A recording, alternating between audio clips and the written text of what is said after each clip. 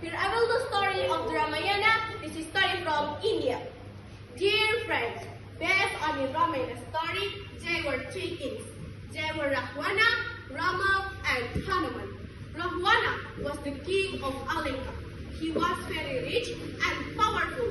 And also, Rahwana was one of strong king. But he did not have wives to accompany him in his village. Rahwana was big and tall, and also his body was black. Rahwana had a lot of wealth and money soldiers, but he and his soldiers went around the village every day. Sometimes they looked for the woman who had beautiful face. They liked to put the woman and his strong abilities.